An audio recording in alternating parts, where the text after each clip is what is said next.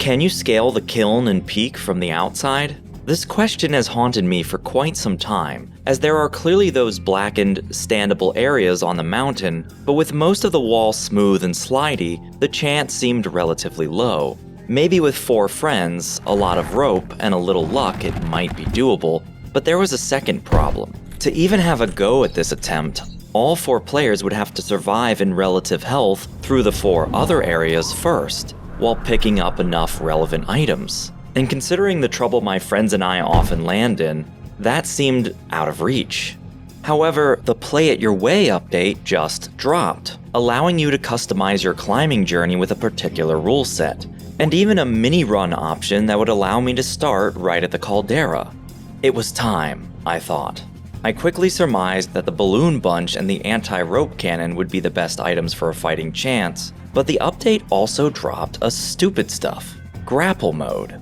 This gave us an infinitely reusable rescue claw at a serious detriment to our climbing ability. Okay, that's supposed to be a trade-off? This was sounding as simple as ever. Grab a balloon bunch, safely float down the ridge into the caldera, grapple across the lava, picking up some eggs along the way. We want a full stomach after all. Float on over to the last set of chests, eat that egg. Oh, hey, we got the chicken this time. And finally equip a parade of balloons to high rise over the mountain's peak. But unfortunately, there was a snag. It doesn't matter how many balloons you have equipped. You could have all this, but they are hard-coded to pop after a set distance upwards. Well, how about just disperse the balloons into sets? Well, you need 2 bunches to fly, and with the rescue claw we can only carry a max of 5. That doesn't seem anywhere near enough to scale the cliffside. And bringing more players won't help because balloons are a 1-scout ride. But turns out, I was overthinking it. The custom rules set allows you to completely turn off stamina usage. Well, nothing can stop us now, or so I thought. It was indeed as simple as not playing utterly terrible like this to scale the kiln, but as soon as the peak peered into view, something stopped my scout dead in his tracks. The invisible wall that blocks off areas of the map was still here, all the way up the mountain. What's more, the kiln looked unrecognizable from standard fare. It seems the complex geometry only renders in after you light the kiln's campfire. Whoa, that's kinda eerie actually. Feeling a bit shaky, it's a good thing I got infinite stamina. We can even climb down a bit into the volcano, but eventually we are completely walled off. You see, you normally need every scout at the campfire to progress, after which the veil lifts to reveal the next area. And if you're thinking just light the fire and then climb the kiln, too bad. Another veil immediately forms behind the cast to block backtracking. So it seems this is as far as we go. But one more thing, maybe those balloons will come in handy after all. It's possible that the wall has a limit on either the vertical or horizontal axis, and we could vault over it. So I climbed to the tallest outcrop, pulled out my balloon bunches, and lifted off for one more experiment. The caldera smoldered in the distance, still loaded in, the balloons all pop, and my grapple pulls me safely onto the scorched earth. It worked! I have no idea whether it was a vertical or horizontal wall that we passed over, but does it matter at all now? I know I had the flares checked off on my custom rule set. We're gonna have to bring one up here, which is actually a problem. When you play a mini-run, a backpack doesn't spawn in, at least not today from what I see, and we need 4 slots. A golden grapple, 2 balloon bunches, and a flare. Meaning, last things last, we have to do a full run. Let's do it.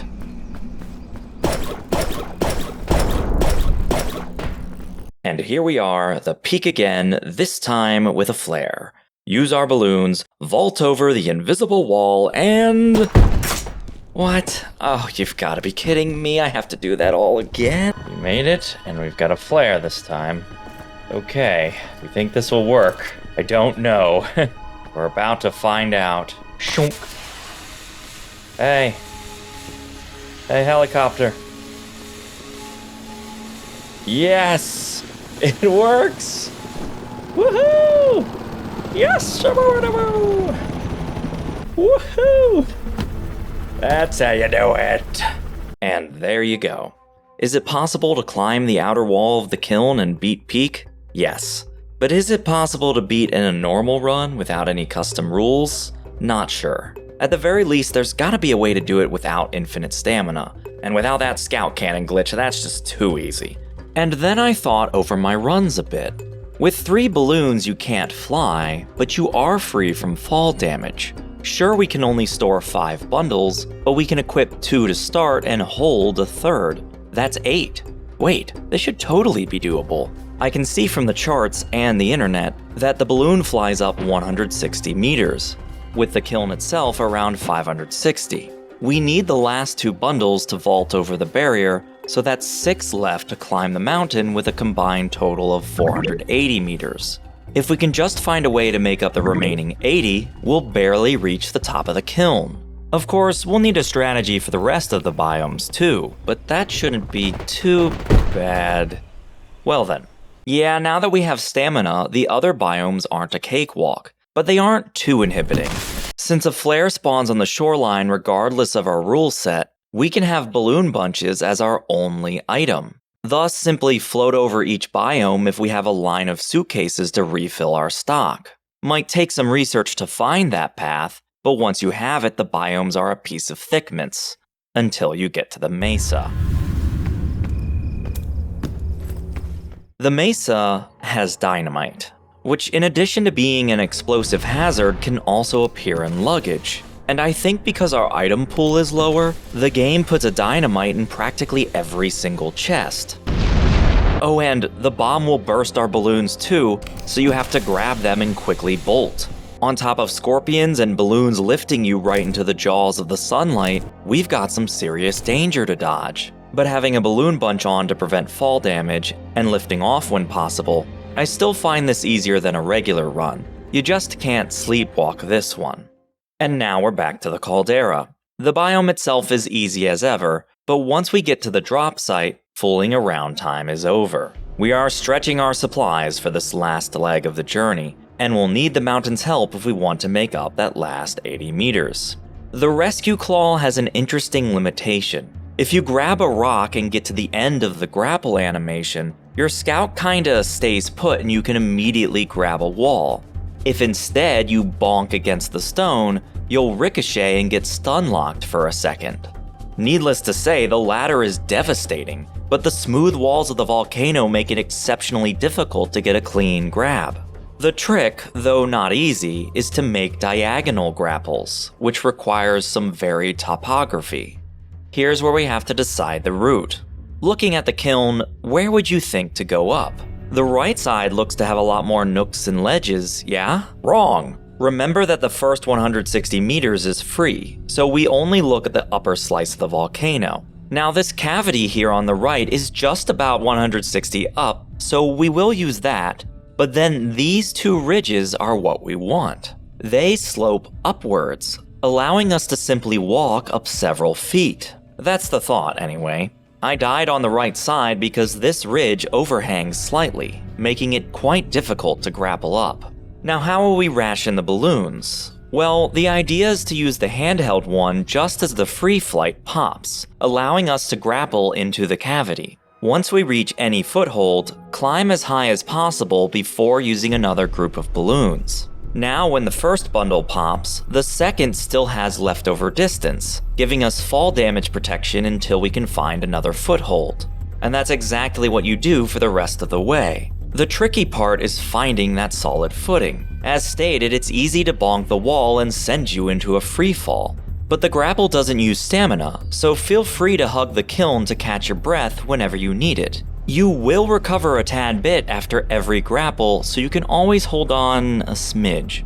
And this is when the left path begins to show its advantage. At this spot on the Kano, the 2 walls slope outwards, allowing you to bounce side to side, and hopefully get a few full animation grapples, which you no doubt need. Once you make it to the first ridge, turns out there's actually a small ledge further up you can grapple to. And at this point, you're likely down to 1 balloon bunch, our last lifeline. Remember, you need 2 for the top. The flight won't make it to the second ridge, but thankfully this lava spout was here. And after flailing around a little, I crawled up. Here we go. Okay. Oh. Aha. It's walkable right here. We're near the top. We did it. We did it. Yes. That second slope slopes all the way up to the peak. That's it. And using my newfound balloon knowledge to stagger the final two bunches at different heights, I safely glide over the barrier, and all that remained was lighting the torch.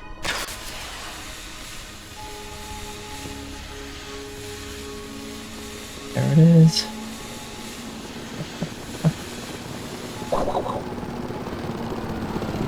Backpack. And there it is. Okay, that's the stamina rundown. Now all that remains is figuring it out without grapple mode. I'm gonna leave that to you all. Oh, an interesting thing, it appears the volcano always renders with the same geometry, but the lava geyser placements are different. So the route might change slightly depending on the day, but like that cavity seems to always be there. Anyway, I wanted to try and rush out a video that I thought would do well with the algorithm. This will not be a normal thing unless it's wildly successful, and I doubt that. I'm trying to figure out what works on this website. Everything's so weird now. Let me know what you think, and I'll see you next time. Thanks for watching, and never abandon a friend in need.